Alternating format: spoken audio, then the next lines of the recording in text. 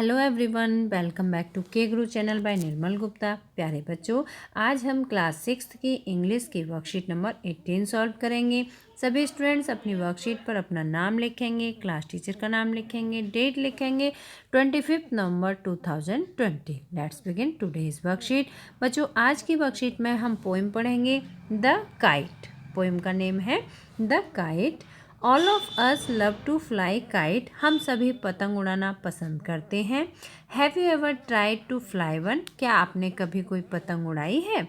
Below is a picture of a kite. नीचे पतंग की एक पिक्चर दी हुई है।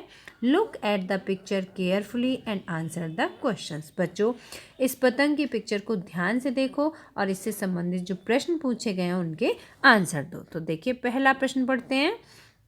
Colour of the kite is. बच्चों, काइट का कलर कैसा है? तो देखिए यहाँ पर कैसा कैसा कलर इसमें दिखाया गया है। Yellow, blue, green, red. तो बच्चों, कलर कैसा है इसका? ये तो कलरफुल है, तो इसमें सारे कलर दिए तो हम सारे कलर लिखेंगे यहाँ पर। Yellow, yellow, blue, green and red. ठीक है, तो आप सभी बच्चे कलर लिखेंगे, काइट के colour. Shape of the kite is. बच्चों, इस काइट की शेप क्या है? ये डायमंड शेप है। ठीक है, इसकी शेप कैसी है? डायमंड। तो आप यहाँ पर लिखेंगे diamond shape, diamond shape. Plural of kite. बच्चों, आपको यहाँ पर प्लूरल वर्ड लिखने हैं। ठीक है, तो देखिए काइट का प्लूरल क्या होगा? Kites, kites. Next tail, tail का टेल्स। स्ट्रिंग, स्ट्रिंग का स्ट्रिंग्स। ठीक है, सभी जो वर्ड हैं इन सभी में आप एस ऐड करके इन्हें प्लूरल फॉर्म में चेंज कर देंगे। ठीक है बच्चों, तो ये हमारा पहला टास्क पूरा हुआ। अब हम पोएम पढ़ेंगे और पोएम के फिर क्वेश्चन आंसर्स लिखेंगे। तो read the poem, read the following extracts and answer the question that follow. बच्चों, यहाँ पर पोएम दी हुई है, आपको इसे बहुत ध्यान से पढ़ना है। एक बार हम इसे रिसाइट करेंगे, आप मेरे साथ साथ रिसाइट करेंगे, उसके बाद सेकेंड टाइम मैं आपको मीनिंग बताऊंगी। How bright on the blue is a kite when it's new, with a dive and a dip it snap its tail, then soars like a ship with only a sail, as over tides of wind it rides, climbs to the crest। तो सभी बच्चे इस poem को दो बार इसे ज़रूर recite करेंगे। ठीक है, अब देखिए, how bright on the blue is a kite when it's new. यहाँ पोइट कह रहा है कि जब पतंग न्यू होती है, नई होती है, मीन्स पहली बार जब वो उड़ान भरती है तो वो आकाश में कितनी चमकती हुई दिखाई देती है, सुंदर दिखाई देती है। ब्लू स्काई में, आकाश नीला होता है, नीले आकाश में, खुले आसमान में वो बहुत सुंदर दिखाई देती है। चमकीली, ब्राइट मीन्स चमकीली दिखाई देती है। With a dive and a dip it snap its tail.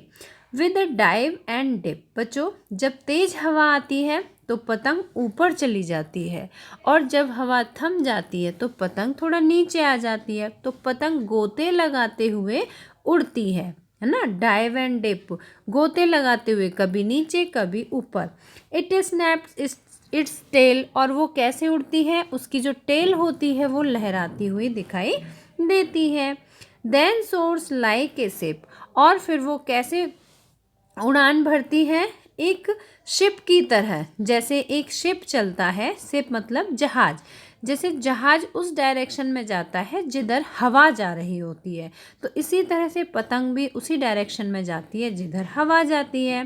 Then soars like a ship with only a sail, जैसे कि जहाज को उसी दिशा में ले जाया जाता है जिधर हवा जाती है, तो उसी तरह से पतंग भी हवा की दिशा में ऊपर उड़ती है।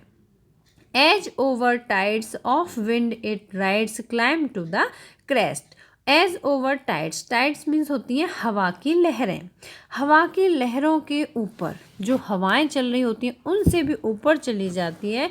ऑफ विंड इट राइड्स, और ये हवा से बहुत ऊपर उड़ान भरती है। Climbs to the crest, crest means चोटी, जो किसी ऊंचाई में सबसे ज़्यादा ऊंचाई पर वो पतंग उड़कर चली जाती है। तो बच्चों यहाँ पर पतंग के उड़ने के बारे में बताया गया है कि जब पतंग उड़ती है तो वो आकाश में कितनी चमकती है और वो गोते लगाते हुए उड़ती है, कभी नीचे आती है तो कभी ऊपर जाती है, और ऐसे उड़ती है जैसे उसकी तुलना समुद्री जहाज़ से की गई है। जैसे कि एक जहाज़ है, उसे पानी की डायरेक्शन में जिधर हवा चल रही होती है वो उसी डायरेक्शन में ले जाया जा सकता है, ऐसे ही जो पतंग है वो भी उसी डायरेक्शन में उड़ती है जिस डायरेक्शन में कि हवा चल रही होती है।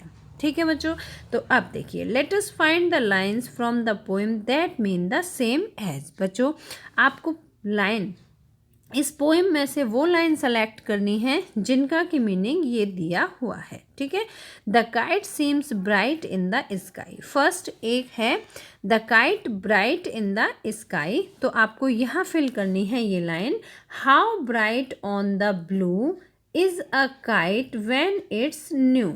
ठीक है, आप ये दोनों लाइन यहाँ पर फिल कर देंगे। सेकंड है it source like a ship, ये कैसे उड़ती है, एक जहाज की तरह, है ना, जैसे जहाज चलता है हवा के डायरेक्शन में, तो ये जो पतंग है वो भी हवा के डायरेक्शन में ही चलती है। ठीक है बच्चों, तो यहाँ पर लिख देंगे then soars like a ship with only a sail. ठीक है, आप यहाँ पर इस लाइन को यहाँ पर लिख देंगे। तो ये हुआ आपके पहले प्रश्न के दोनों टास्क पूरे हुए। दोनों क्वेश्चन के आंसर आप यहाँ से लिखेंगे। Fill in the blanks with the correct words from the box. अब बच्चों यहाँ बॉक्स में कुछ वर्ड्स दिए हैं, शिप, डाइव्स एंड डिप्स। ठीक है, यहाँ जो वर्ड्स दिए हैं उनमें से आपको यहाँ फिल करना है। तो यहाँ फिल करते हैं, पहले सेंटेंस पढ़ते हैं, the kite dash and dash in the sky with its tail. तो जो हम पतंग होती है वो अपनी पूंछ से, जो उसमें धागा लटका हुआ होता है, उसकी जो टेल होती है उससे वो कैसे उड़ान भरती है, तो बच्चों कभी अप जाती है तो कभी डाउन। तो यहाँ पर हम लिखेंगे डाइव्स एंड डिप। ठीक है, डाइव्स एंड डिप, गोते लगाते हुए, डाइव्स कभी ऊपर जाना, डिप कभी नीचे आना। द काइट सोर्स लाइक ए, पतंग उड़ती है आकाश में किसकी तरह, एक शिप की तरह। जैसे शिप जो है, पानी का जहाज जो है वो पानी हवा की डायरेक्शन में जाता है, इसी तरह से पतंग भी हवा की डायरेक्शन में जाती है, जिधर की हवा होती है पतंग भी उधर चली जाती है। तो बच्चों यहाँ पर आप ये फिल कर देंगे। ठीक है, तो मुझे उम्मीद है कि आपको अच्छी तरह से समझ में आ गया होगा कि वर्कशीट को किस तरह से सॉल्व करना है। और बच्चों अगर आपको समझ आया है तो आप इसे लाइक ज़रूर करना, अपने फ्रेंड्स के साथ शेयर करना, और अगर आपने अभी तक हमारे चैनल को सब्सक्राइब नहीं किया है तो आज सब्सक्राइब ज़रूर करना। मिलते हैं फिर इसी तरह की नेक्स्ट एजुकेशनल वीडियो में। Till then bye bye, good luck to all of you.